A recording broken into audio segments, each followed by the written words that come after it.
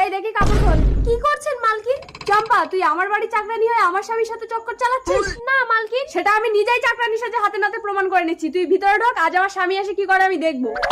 ইন্দু, আমার স্বামী এসছে, এবার আমি চাকরানি সেজে যাই।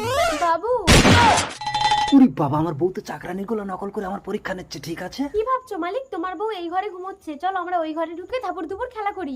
আরে ধাপুর দুপুর, সামান্য চাকরানি হয়ে তুই মালিকের হাত ধরে টানিস? যা বেরিয়ে যা, কোনোদিন যেন আমার ঘরে তোকে না দেখি।